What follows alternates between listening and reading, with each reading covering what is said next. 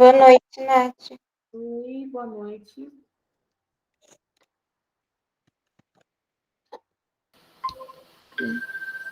Boa noite. Tudo bem? Tudo bem com você? Tudo bem.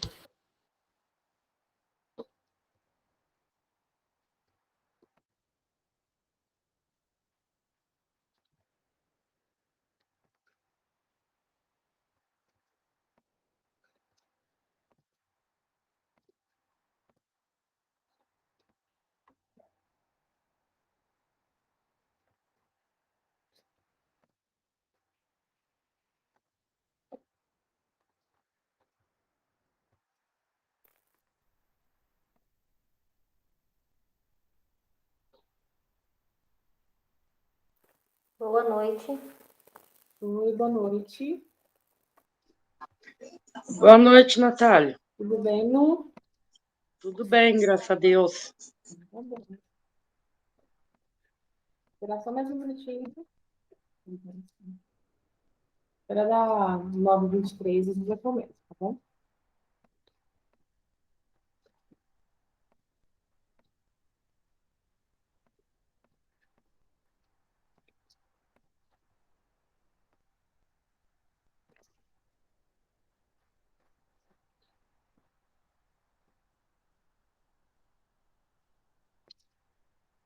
Bom, meninas, eu vou começar e aí depois eu vou aceitando conforme as outras meninas forem entrar.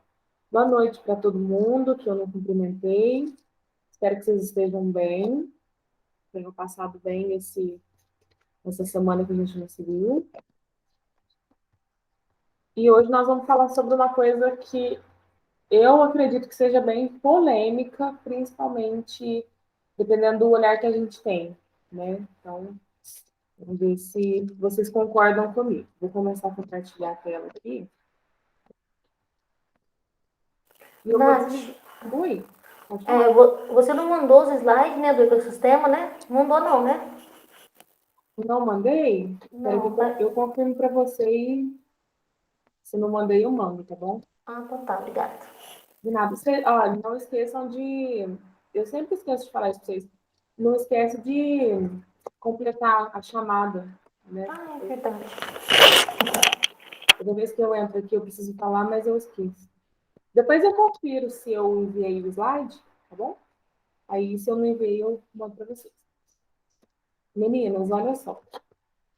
Hoje, a gente vai falar um pouquinho sobre o sistema reprodutor humano. Tá? Geralmente, na biologia, quando a gente vai ver sobre sistemas, e aí na ciência a gente também leva isso para dentro de sala de aula, a gente vê os sistemas comparados. Oi, Aline, pode falar? Desculpa te interromper, é Tudo que bem. depois você pode me passar se tá faltando alguma coisa, se eu deixei de entregar, mas no final Tá, da aula, por favor. tá, joia. A nossa segunda parte da aula vai ser, vocês precisam responder um questionário. Então, a hora que a gente encerrar aqui, eu já vejo para você e vejo sobre o slide. Tá Bom, bom, obrigada. de nada. Então, meninas, normalmente na biologia, quando a gente estudar a biologia, a gente vê o sistema reprodutor, todos os sistemas do corpo comparado com o dos animais. Tanto é que sobre o sistema locomotor a gente falou um pouquinho, né? Acho que no questionário eu coloquei algumas coisas sobre o sistema de outros animais, dos insetos, se não me engano. Nesse daqui nós vamos ver especificamente o humano, tá? E a gente vai ver como que a gente aborda isso na educação infantil. Será que a gente aborda isso na educação infantil? Alguém tinha levantado a mão? Foi só por engano?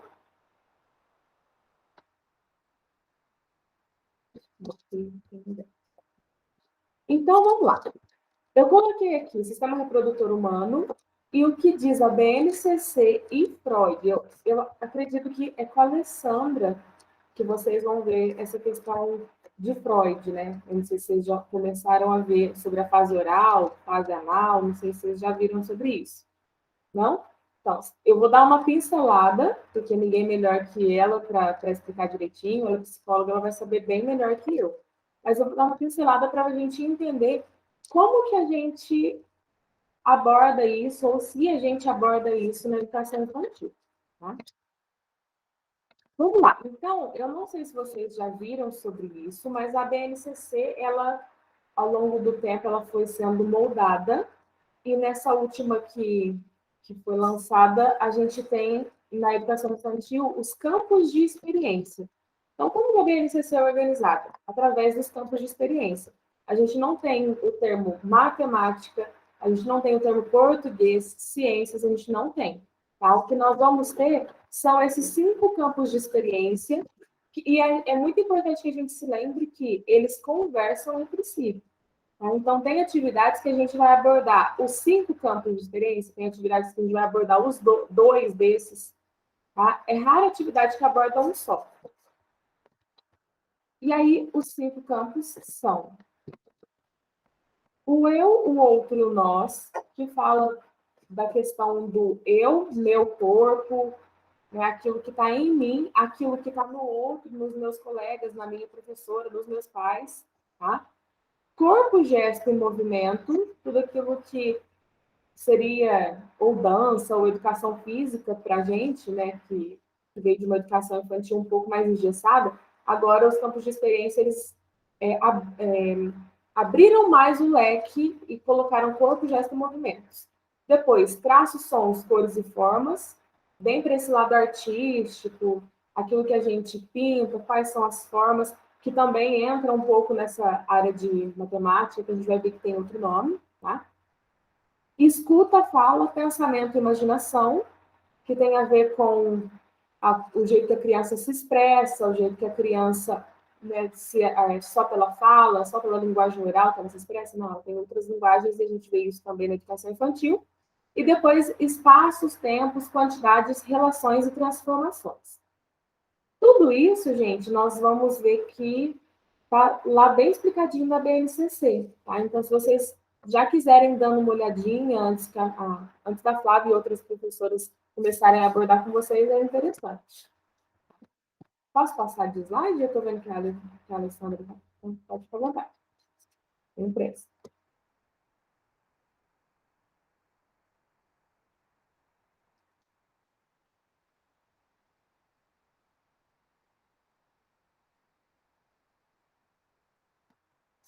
Prontinho? Então, vamos lá. Pensando nesses campos de experiência, eu trouxe o que Freud fala para a gente sobre o desenvolvimento da criança.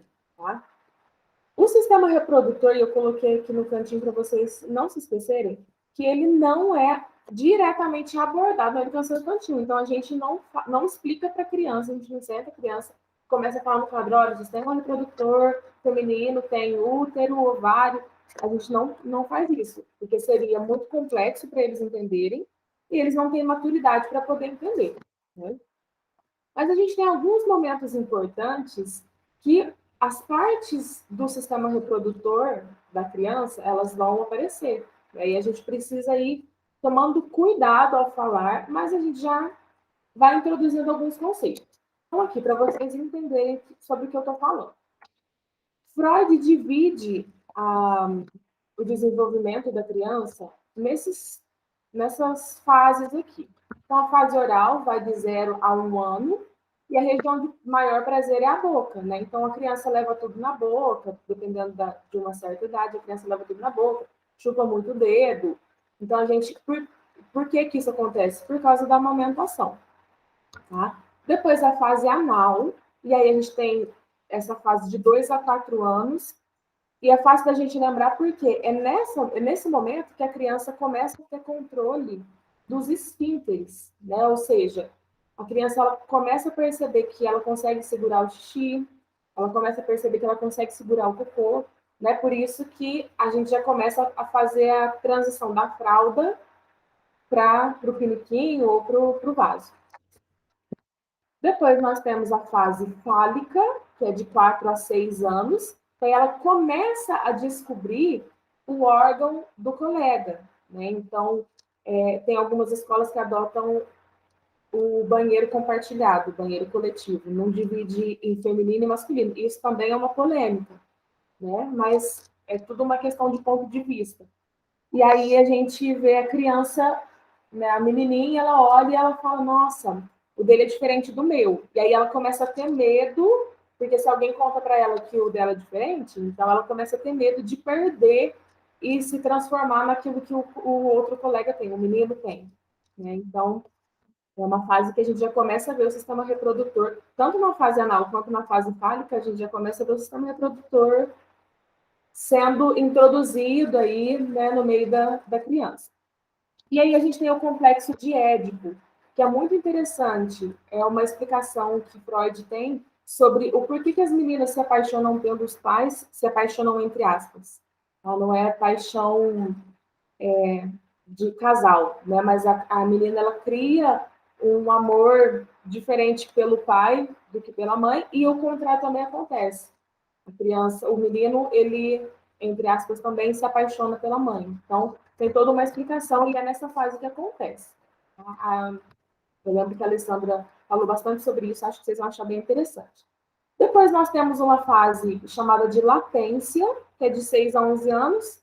É um estágio que a gente pode considerar um estágio de esquecimento dos órgãos genitais. Nessa fase fálica aqui, gente, a gente tem muitas crianças que ficam tocando muito e sempre, né? Eu lembro que minha mãe trabalha na educação infantil e teve o caso de um menininho que toda hora ele lembrava, e aí nesse momento não é por maldade, não é por desejo sexual, mas a criança ela pode desenvolver alguns períodos de masturbação, né? E isso acontece.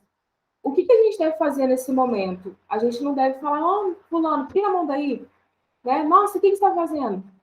A gente tem que tentar fazer com que ele tire a atenção dele daquela região, porque é uma região que ele achou de prazer, né? E aí a gente tem que tirar a atenção dele e falar, olha, vamos brincar de massinha? Vamos pintar? E a gente precisa dar uma contornada nessa situação e não assustar, porque esse momento acontece. É o momento de descoberta da criança, tá? Na fase da latência, a criança ela deixa um pouco esse período de lado, né, o estágio do esquecimento dos órgãos genitais, só que e ela vai gastar a energia que ela estava descobrindo sobre o corpo, ela vai gastar muito em brincadeira, em atividade, em educação física, né? Eles gostam muito nesse momento eles amam a educação física. E aí depois volta, a partir dos 12 anos, os impulsos sexuais. Por quê? Não volta os impulsos sexuais porque antes eles não tinham impulsos sexuais, né? Mas eles, nessa fase aqui, eles começam os impulsos por causa da questão dos hormônios, né? Então, os hormônios, eles começam a ser produzidos, a menina menstrua, começa a puberdade, tá? Então, essa é a divisão, segundo Freud, do desenvolvimento da criança. Então, eu trouxe para vocês, depois a gente vai fazer uma comparação sobre o Fundamental 2. O Fundamental 2 a gente já começa a falar sobre isso, né? Mas na educação infantil, a gente não fala muito, tirando esses momentos, né, que a gente vê que a criança está com a mão, a criança vê o colega sem calça e ela pergunta, a gente precisa explicar de uma maneira, né, com um jogo de cintura, mas a gente não foca muito nisso. O que a gente foca é a criança começa a descobrir o seu corpo, então a gente precisa estimular ela, né? O que é mão, o que é barriga, o que é pé. Não só pensando nessas partes genitais, e a gente precisa muito prestar atenção na questão dos toques indevidos. Né? Nessa fase, a criança mostra muito quando tem toques indevidos em casa, quando isso acontece até mesmo na escola. Né? E aí eu vou até passar uma atividade para vocês, perguntando como será que a gente diagnostica, ou como será que a gente observa que a criança está dando alguns indícios de que está tendo toque indevido. Né? Como será? Vocês sabem me falar sobre isso? Vocês sabem pelo menos uma maneira que a gente olha, a gente fala, nossa, parece que eu preciso ter um pouco mais de cuidado com essa criança, porque ela está me mostrando alguma coisa que não está certa. Vocês saberiam me falar?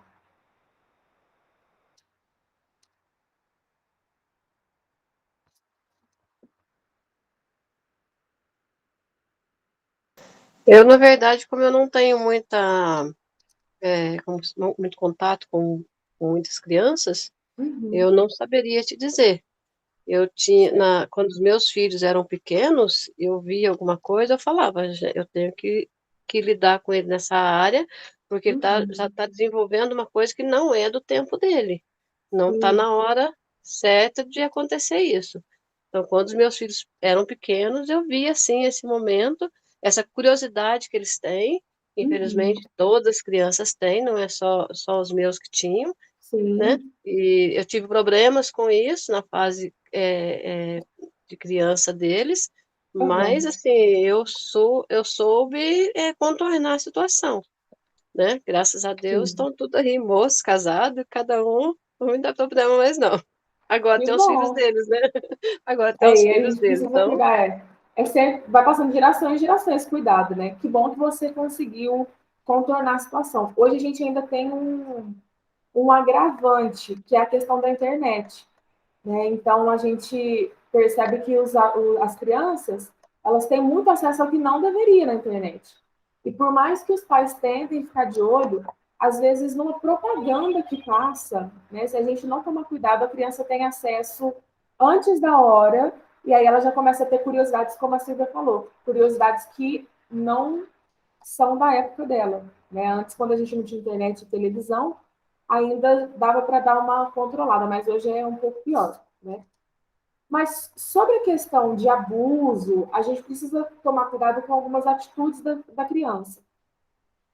A criança, quando ela é pequena, ela não, talvez não consiga se expressar, ela não consegue chegar e falar, olha, o meu pai tocou em mim, o meu tio tocou em mim. Né? A gente vê isso a partir do Fundamental 2, que eles já começam a entender que o órgão genital deles, né? E eles não podem, e outra pessoa não pode tocar, não ser a mãe que faz a higiene.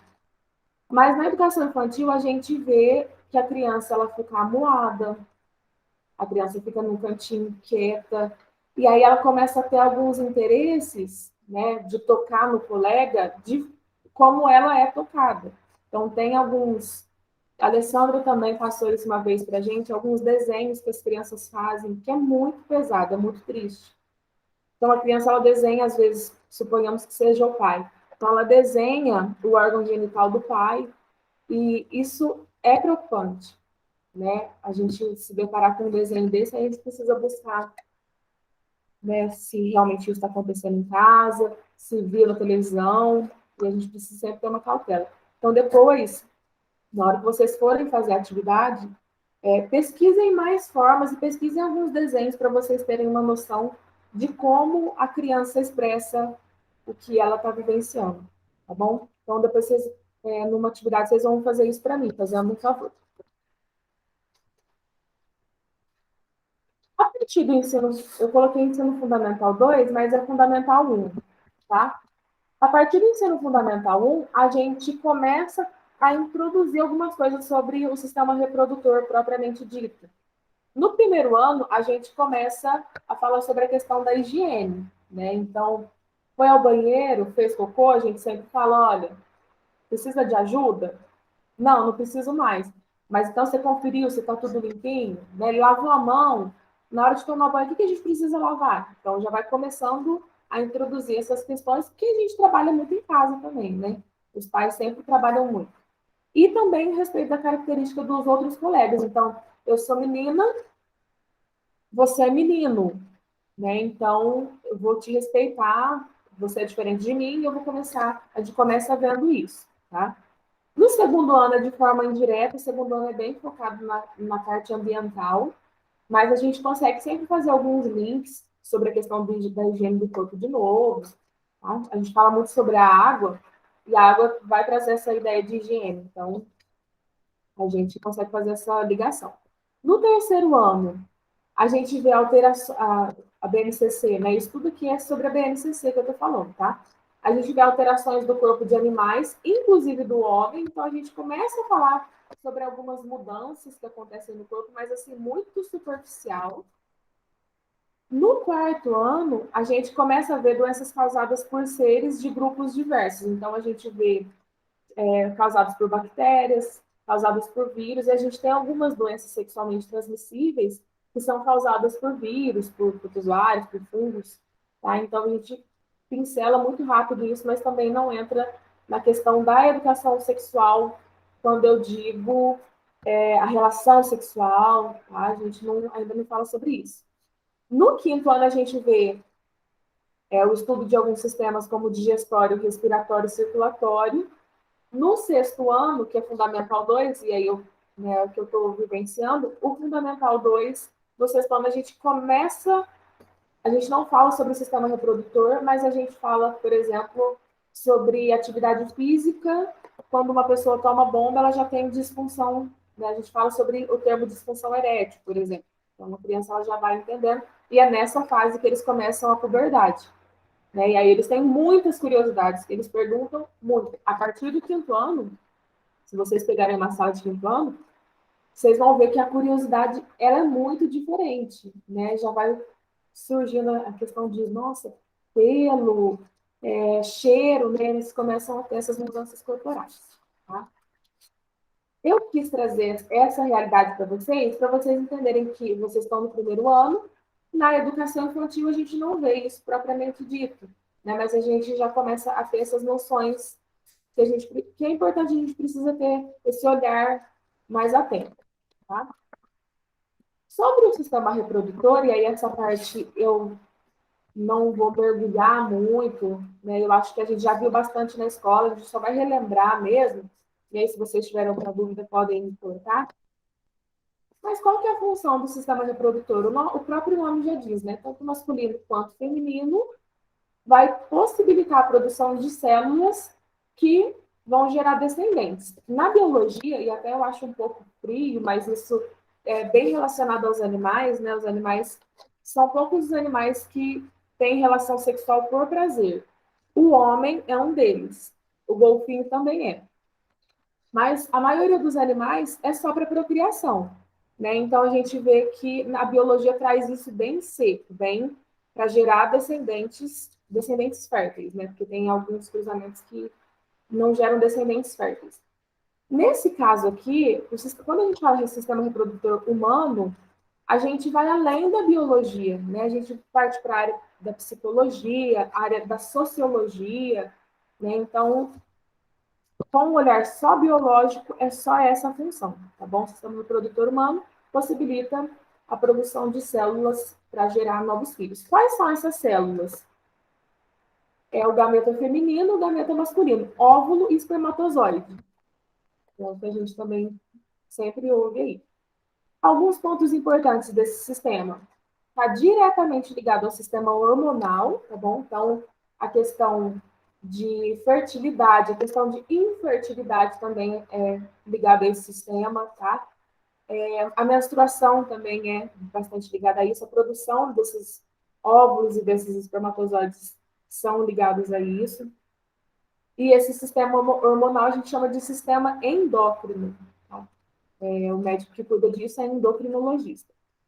Vai variar entre os grupos de animais, então não são todos os animais que têm espécie, o macho e a fêmea, não são todos, por exemplo, o cavalo marinho, ele tem o macho e a fêmea, só que quem fica grávido é o macho, né, bem diferente, a maioria dos grupos quem engravida a fêmea, então é uma curiosidade bem legal.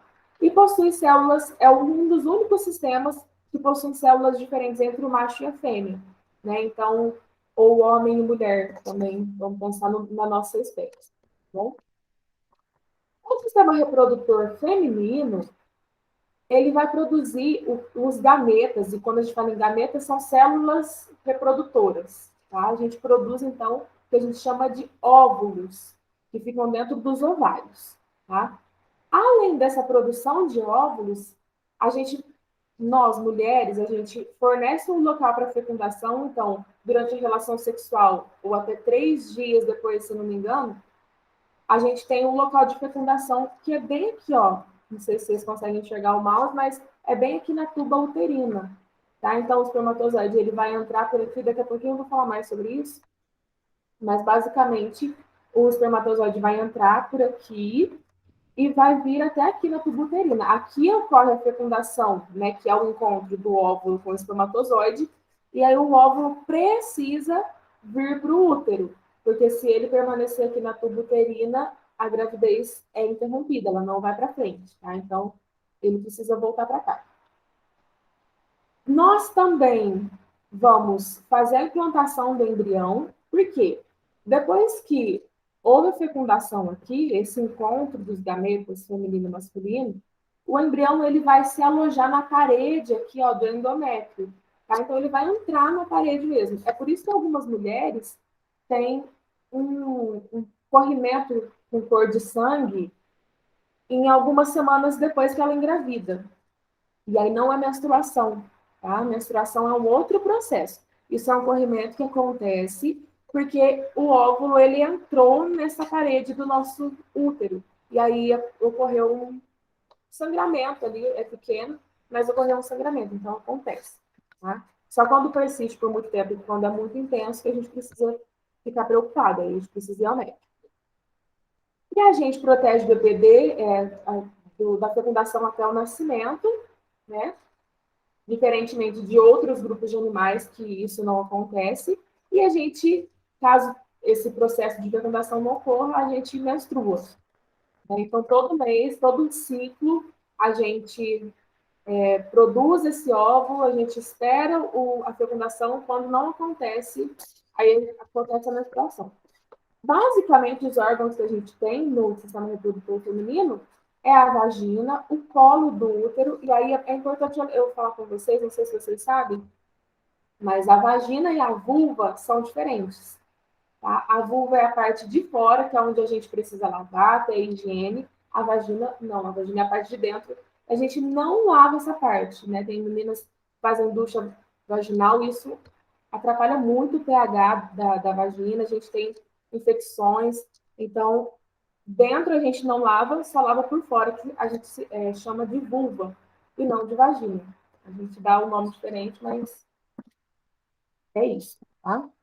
Aqui, então, no ovário, vai acontecer a produção dos óvulos, né? Então, a gente tem os óvulos. Quando a gente nasce, quando as meninas nascem, a gente já tem a quantidade de óvulos que vão ser liberados ao longo da nossa vida toda. E esses óvulos, eles, por mês, eles vão sendo liberados até que a gente chega na menopausa, esses óvulos, eles acabam, os hormônios, eles vão abaixando, outros vão aumentando. Tá? Então, é aqui que acontece a produção dessa célula importante para a gente. O caminho, né, eu coloquei aqui o caminho da fecundação. Como que acontece, então, a fecundação? Eu falei para vocês rapidamente, mas aqui, né, eu não coloquei o nome, mas aqui está a vagina. O esperma ele vai entrar aqui pelo colo do útero, e aí, eu não sei se vocês já viram o exame que a gente faz chama, acho que Papa Nicolau, se não me engano, se eu não estiver enganada. Mas é muito estreito o colo do útero, né? E quando a gente vai parir, abre e tem uma dilatação enorme, e é muito interessante, né? Depois vocês procuram imagens do exame, eu acho muito interessante o quanto o colo do útero ele abre para passar a cabeça de uma criança, né? Então, o corpo da mulher ele é todo ajeitado para isso, né? Ele é todo adaptado para isso, tá? Então, depois que o espermatozoide entrou aqui no útero, ele vai aqui, né, nas tubas uterinas. Se não tiver óvulo aqui, o nosso ciclo menstrual, vou falar do ciclo, depois eu vou voltar nisso também. Mas o nosso ciclo menstrual acontece da seguinte forma. A gente tem, né, a liberação desses óvulos aqui, eu vou aproximar para vocês entenderem melhor. Esses óvulos, eles são bem pequenos, a gente tem a liberação, o espermatozoide, ele vai de encontro, acontece a fecundação. Quando não tem espermatozoide, não acontece a fecundação, o óvulo vem para cá, espera um tempo, né? E aí a gente está na fase fértil, é o período fértil, nosso corrimento muda, tudo muda. Depois, quando não há mesmo fecundação, o nosso endométrio, que é uma parede que tem aqui dentro do útero, se houvesse fecundação, ele se encheria de sangue para poder guardar o bebê, né? Mas como não houve, ele se encheu de sangue à toa. Ele vai se descamar e vai sair em forma de sangue, tá? Quando acontece a fecundação, o óvulo já fecundado vai vir para cá e vai ficar nessa paredinha aqui. bom? Então, ele fica esperando ali. O restante dos espermatozoides são liberados através do tempo e não há problema nenhum, né? Passando aqui, eu já falei sobre a questão da menstruação, né? A menstruação, ela, vocês sabem, ocorre por volta ali dos 12 anos, e aí a gente tem muitos hormônios regendo tudo isso, organizando tudo isso, para poder fazer com que esse óvulo saia daqui, tá bom? Quando há uma disfunção na questão hormonal, aí o óvulo muitas vezes ele fica preso, tá bom? A menina não produz, não libera os óvulos, então ela pode ter um problema de fertilidade em relação a isso. Mas a menstruação é realmente como se o nosso útero descascasse todo mês, porque não foi fecundado nada, né? Se fosse fecundado, o óvulo, o embrião estaria guardadinho nessa parede sanguínea, cheia de sangue, bastante irrigado. Tá? É interessante porque quando a gente está na fase do período fértil, eu não sei se vocês têm algum aplicativo para poder seguir sobre a questão da menstruação. Eu tenho um aplicativo e aparece assim para mim: hoje você pode estar se sentindo mais sexy. E eu acho muito interessante porque são os hormônios que orientam isso, né? Então, os hormônios eles vão aumentar a nossa libido sexual para a gente poder fazer filho, né? Essa é a intenção do sistema reprodutor. Então, a gente tem um aumento desse hormônio, a gente tem uma atração maior pelo sexo oposto, talvez pelo mesmo sexo, e isso é uma questão também que é muito falada no ensino médio, né? Mas eu acho bastante interessante. Depois, o nosso hormônio sexual, ele abaixa, a gente fica mais para baixo, mais triste, mais nervosa. Isso tudo é muito orientado pelos hormônios. Gente, finalizar, a gente tem o sistema reprodutor masculino, né? E nós temos alguns órgãos que são muito importantes e que vão produzir a célula para reprodução, a célula masculina, que é o espermatozoide, tá? Milhares de espermatozoides são produzidos, muito mais do que os óvulos, nos túbulos seminíferos. Então, a gente vai ver como que isso funciona. Nós temos aqui, então, a bolsa escrotal. Dentro da bolsa escrotal ficam armazenados os testículos, e ali dentro dos testículos tem esses túbulos aqui que vão produzir o espermatozoide. Depois que eles são produzidos, eles vão ficar armazenados ali, e aí é um fato interessante, porque o espermatozoide ele não aguenta muitas temperaturas muito altas. Por isso que a bolsa escrotal fica fora do corpo do homem, né? Não fica no interior, na barriga, dentro da barriga do homem. Mas tem alguns rapazes que usam calças muito justas. E isso pode fazer com que, por muito tempo, aumente a temperatura do saco escrotal, da bolsa, do testículo. E aí o que acontece? Pode gerar uma infertilidade por pouco tempo, mas pode gerar uma infertilidade no homem. Né? Então, vocês conhecem algum rapaz, eu falei isso esses dias, eu dou aula no CEDET também, e eu falei isso, eles ficam assustados, mas é interessante mesmo, né? A temperatura, ela é muito importante nesse processo, tá? Para armazenamento do esperma. O epidídimo, que é essa glândula aqui em cima, ela vai, quando o homem está sendo estimulado, ela vai pegar os espermatozoides, vai encaminhar os espermatozoides a esse ducto chamado de canal ou ducto deferente, tá? Vai levar aqui, né, percorrer esse canal que é bem comprido, vai passar pela próstata, pela vesícula seminal. Então, aqui a gente está falando só sobre espermatozoide. Quando passa por isso daqui, o espermatozoide se junta com o líquido, porque a vagina da mulher é muito ácida, o pH é muito ácido. Então, a vesícula seminal com a próstata vão juntar um líquido que vai abaixar essa acidez para os espermatozoides não morrerem. Tá? Então, tem alguns problemas, tanto na próstata quanto na vesícula seminal, que o homem não produz essa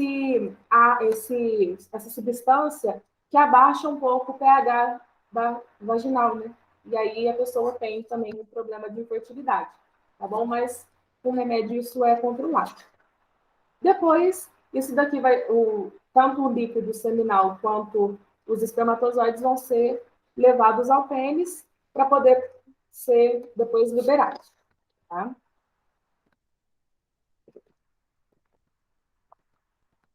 Aí nós temos uma parte muito importante que a gente sempre precisa falar quando, principalmente se a gente for no Fundamental 2, né? O Fundamental 2 ele já começa a ver a questão das doenças sexualmente transmissíveis e a gente não chama mais de DST, a gente chama de IST. São infecções sexualmente transmissíveis e aí eu peguei isso daqui desse site, AIDS.gov, tá? Por definição, as ISTs são causadas por vírus, bactérias ou outros micro-organismos. São transmitidas principalmente por meio de contato sexual, tanto oral, vaginal ou anal, sem uso de camisinha masculina ou feminina, com uma pessoa que já esteja infectada. E eu coloquei alguns exemplos aqui. Depois, na hora que vocês forem fazer a atividade, vocês podem usar esses exemplos, mas vocês podem explicar como que funciona o tratamento dessas doenças, o que essas doenças causam, tá? Mas eu coloquei aqui o papiloma vírus, herpes genital, clamídia, gonorreia, AIDS e sífilis. São doenças bem conhecidas. E aí, para a gente fechar, é muito importante, se a gente fala de IST, a gente fala de preservativo, né? O preservativo, é importante a gente lembrar que ele precisa ser contra a gravidez, se uma pessoa não quiser uma gravidez, mas ele precisa ser principalmente contra a doença, né? Então, a gente tem o preservativo masculino e aqui do lado o preservativo feminino, né? Que é um pouco mais difícil de colocar, é bem diferente do masculino, pouco usado, mas que pode ser usado também e que vai prevenir essas ISTs e também vai prevenir as doenças. Tá? E anticoncepcionais, que não protegem de doenças, mas protegem de uma gravidez indesejada, além das camisinhas, a gente tem o DIU, anticoncepcional, espermicida, que é uma pomada que utiliza antes da relação sexual para poder matar os espermas, tá? Esterilização cirúrgica, tanto masculina quanto feminina, né? Ela que é dura, por exemplo. Pílula do dia seguinte, que é um veneno, tá? A gente precisa ter muita atenção na hora que a gente pensa sobre isso, porque é uma quantidade muito grande de hormônios. E o coito interrompido, e a gente fala muito isso no ensino médio, o coito interrompido, ele é considerado, mas não é considerado um método de preservação de gravidez, tá? Um método anticoncepcional. Porque as chances de darem errado são muito grandes. Né? Errado, que eu digo, as chances de gerarem uma gravidez. O coito interrompido, por que ele não dá certo? Porque antes do rapaz liberar os espermatozoides através da ejaculação, o líquido que sai antes desse processo já tem espermatozoide. É menos, mas tem. Tá? Então, o coito interrompido não é o mais eficaz, não é muito eficaz. Tá? Aline, pode falar. Eu usei DIU e eu engravidei com o DIU. Mas eu tive um aborto. Mas eu não gosto, não acho que para mim já não resolveu tanto assim. Sim, a gente sempre tem que pensar nisso mesmo, né? O único método anticoncepcional 100% eficaz é o não fazer sexo. Né? Esse é o único método 100%. Nesse caso do DIU, é até muito arriscado quando a mulher engravida, né? Pode trazer muitos problemas. Se a gravidez for para frente, a criança pode nascer. Eu não sei se vocês já viram, tem criança que nasce segurando o DIU, né? O DIU ele tem que trocar a cada 10 anos, mas ele não é muito. Ele tem uma eficácia boa, mas ele não é 100%. Nem a camisinha, nem a camisinha feminina. Então, para quem não quer mesmo a gravidez, e infelizmente as doenças também estão inclusas aqui, a gente se abstém de sexo. Tá? Mas é bem importante o que você falou, Aline. Eu não tinha lembrado disso. Falar para você que nem um anticoncepcional não é seguro. Eu engravidei tomando um anticoncepcional e eu estava grávida de 4 meses e descia, tinha sangramento normal tomando anticoncepcional. Só que eu comecei a passar muito mal, enjoo, Aí voltei no médico e falei, você tá grávida, não é possível, a criança vai nascer com defeito, porque já faz 4 meses que eu tô tomando remédio. Nossa. Mas deu tudo certo, né? Graças a Deus, deu, mas eu falar para você, o nascimento dele, na hora que ele foi nascer, ele complicou, foi ele. É, Porque ele já nasceu, já teve que ir direto pro balão de oxigênio, sabe? Não foi, nasceu pretinho. Já nossa. junto que eu já fumava, né? Eu já Uhum. era fumante, ainda sou, né? Até hoje, infelizmente. Ai, Já ai, juntou ai. o cigarro e mais os remédios, mas graças a Deus deu tudo certo. Ai, que Agora, bom. quanto ao dia, eu tenho uma amiga minha que engravidou. Com 5 meses, tiveram que tirar a criança. Nossa. Optaram fazer o parto prematuro, mas ele é um cisquinho, porque o Dil Uhum. estava complicando ele desenvolver. Vai ver, Sim. coisa, né? E tem alguns que têm hormônio, né? Tem alguns que são só uma barreira física mesmo. Mas tem outros que têm hormônios, então eles vão liberando o hormônio e a criança não consegue mesmo desenvolver, a mulher não vai para frente com a gestação, infelizmente. E aí eu acho que o trauma é maior ainda, porque a mulher não queria engravidar, e aí engravidou, e aí passa por esse processo de perda, né? Então é complicado.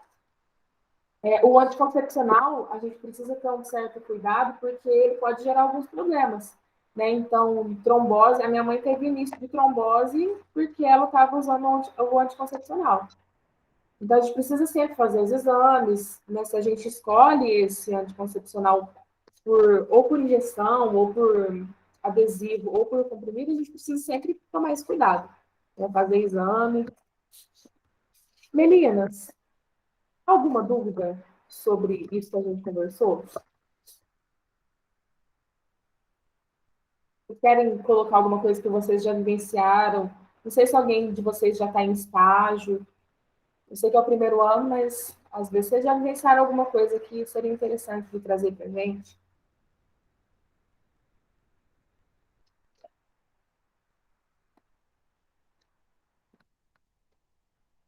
Então, se vocês não têm nada a falar, eu vou passar agora um questionário para vocês fazerem, tá? Eu coloquei perguntas bem tranquilas e vocês podem se juntar com uma colega, tá? Então, vocês podem conversar aí pelo WhatsApp, vocês podem fazer juntos, e aí vocês só me enviam assim, ó, por exemplo, a Lu com a Gabriela vão fazer juntos. Aí vocês enviam lá um questionário só, e aí colocam o nome das duas, tá bom? Não se esqueçam de colocar o nome das duas. Se optarem por fazerem sozinhos, sem problema também. Mas eu coloquei aqui sobre a questão se vocês acham complicado, se vocês acham um desafio trabalhar o sistema reprodutor na educação infantil ou no ensino fundamental 1, né, que você também tem habilitação para dar aula. Pensar em alguma atividade que trabalhe o corpo da criança na educação infantil, não o corpo sobre o sistema reprodutor, tá? O corpo como um todo. Vamos usar bastante a ideia do espelho, tá? Não sei se vocês já viram sobre isso, mas o espelho na educação infantil é muito interessante. Quando eles descobrem que o que eles estão refletindo, que o que está refletindo no espelho são eles, é maravilhoso, né? Eles começam a fazer caras e bocas, gestos, é muito interessante. Então, pesquisem aí bastante atividade sobre isso. Pode colocar só uma, tá? Não precisa colocar mais uma, não. Como vocês agiriam caso observassem que uma criança apresenta sinais de toques indevidos por parte de algum familiar? Então, como será que a gente precisa abordar? A gente aborda a criança, aborda os pais, né? A gente precisa tomar muito cuidado com isso. Então, vamos pensar um pouquinho sobre isso, tá? Qual a função do sistema reprodutor feminino? Depois a função do sistema reprodutor masculino. Por que a gente menstrua? E aí pode explicar com a palavra de vocês, bem simples, com poucas palavras, tá? Aquilo que vocês entenderam. Explique duas doenças, e aí vocês precisam pesquisar, tá? Doenças do sistema reprodutor feminino que não sejam ISTs, sexualmente transmissíveis. Doenças do sistema reprodutor masculino que não sejam também IST e explicar duas ISTs, sua prevenção e tratamento. Podem usar algumas dessas que eu coloquei aqui no slide, tá bom? Vou compartilhar o slide agora. Vejo sobre o trabalho da Aline, que você me perguntou, e vejo sobre o slide, tá bom? Da aula passada. Se vocês tiverem alguma dúvida, estou aqui disponível para tirar pelo WhatsApp. Daqui a pouquinho a nossa aula vai finalizar. Aí eu aviso vocês na hora que finalizarem, tá bom? Certinho, Nath. Então, Ok. tá bom, gente. Vou compartilhar o link lá com vocês já podem fazer, tá bom? Beijinho.